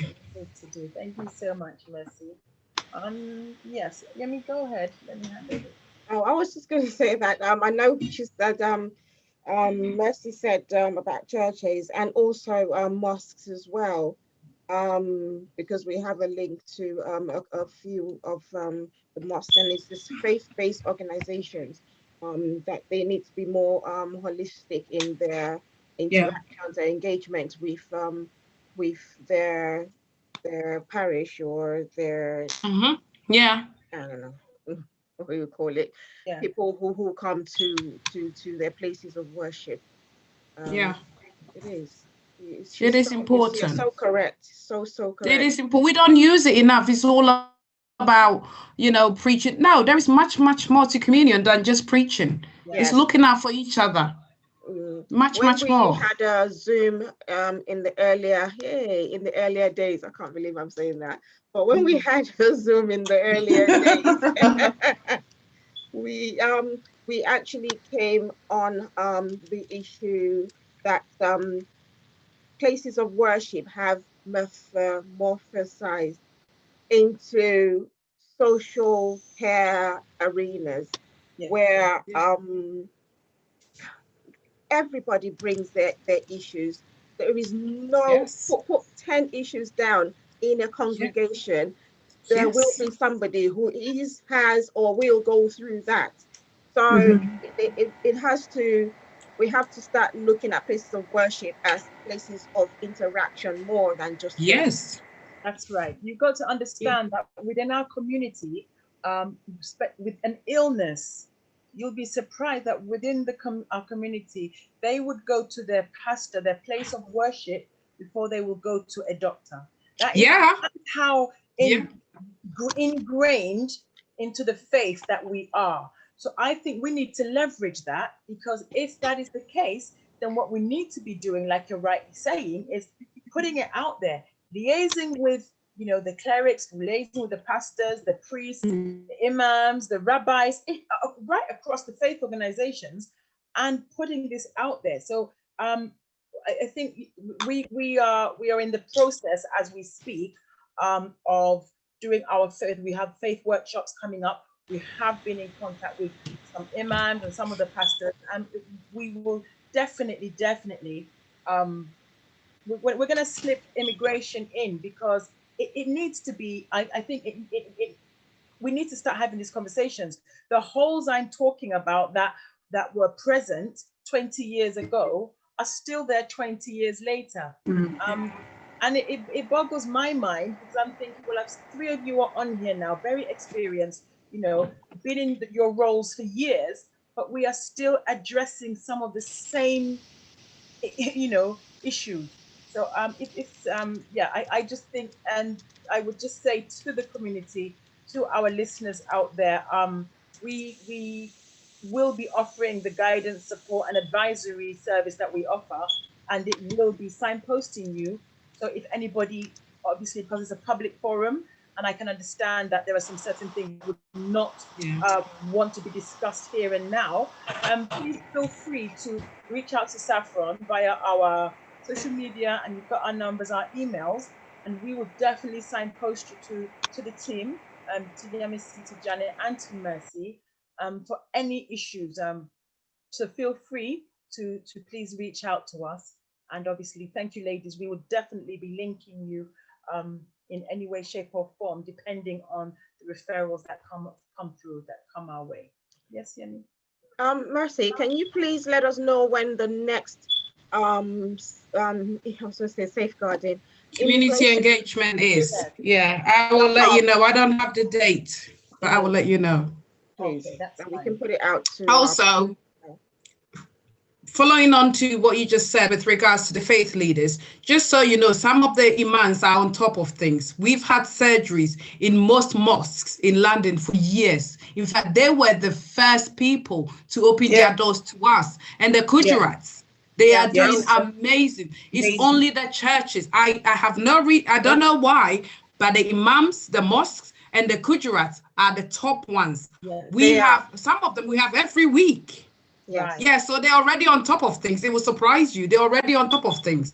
And also with regards to their well-being of their congregation, sometimes when you strip their problems, you take the illness, it all boils down to immigration. Once the immigration part is sorted, the rest of the problems are gone.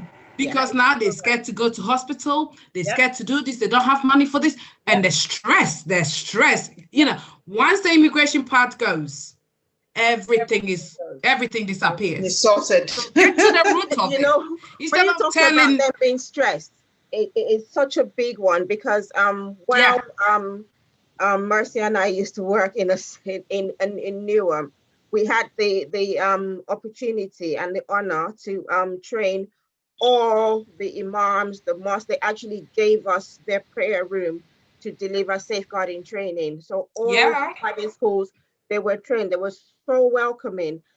But also the issue around that we look at is that when the parents are stressed, the people who receive it are the children. They are on the receiving end. Absolutely. So absolutely.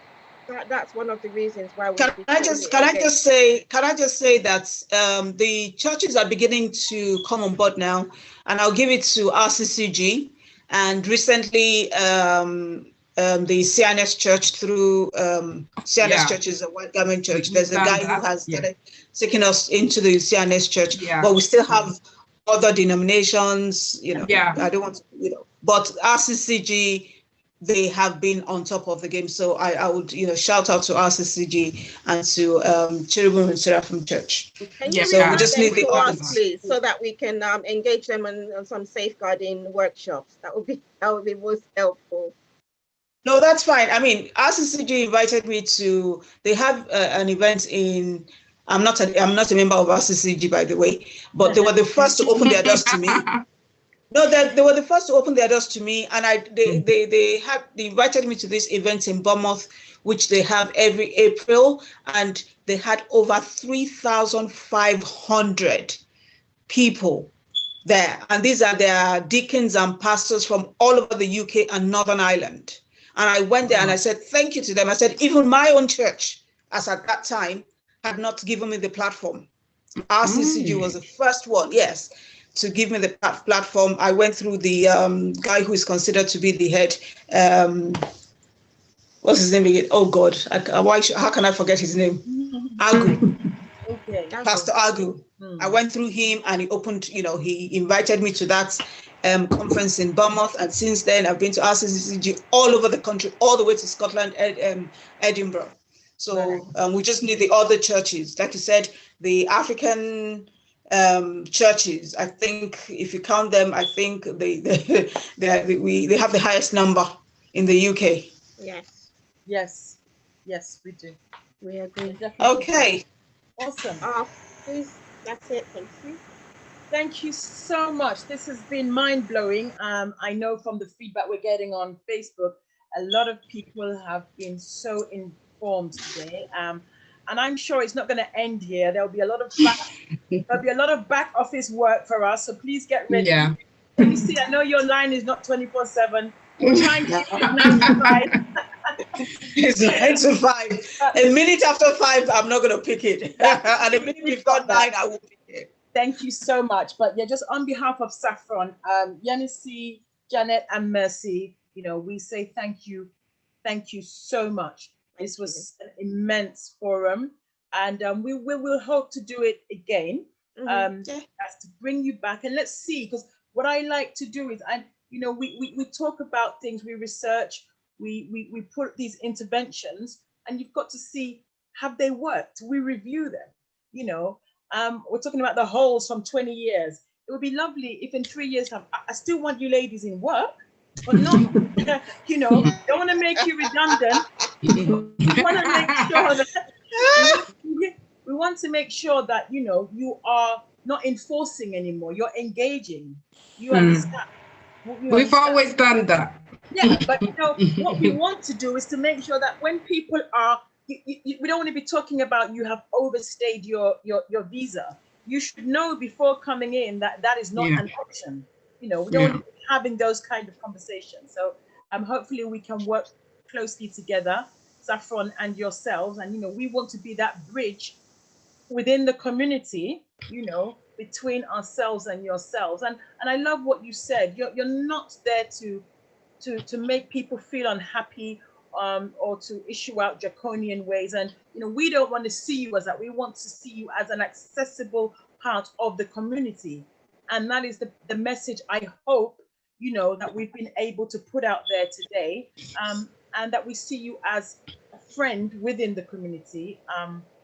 And yes, you're a close friend to Saffron, otherwise we wouldn't have you on here. So thank you once again, and hope to have you on in the near future. Thank you to all our viewers on Facebook. Facebook was buzzing today. I couldn't even keep up. Oh, that's good. We hope we get positive feedback. Yes, I'm sure you will. Even here, excellent educative program. That was from Bill Kisu Savage. I don't know if Bill Kisu is still on. Oh, Billy. Billy's one of us. Oh, Billy. Yeah, okay. And Taiwo, thank you so much. Oh, Adebola is on, but I think she's I'm sure she's listened in. She's also one of our directors. Yeah, so thank you so much, Adebola, for coming on. Thank you, Marcia. It is 1 minute to 8. And if all of your stomachs are doing what mine is doing, it's kind of dinner time. So I'm going to say good night to everybody. Please Thank you. Be safe. Thank you for joining the voice. Thank you for having us. And Thank you. Thank you. Engage with you in the future. God bless. Good night. Be safe. God bless and thank you. Thank you very much. Bye-bye. Bye-bye. Bye. Bye. Bye.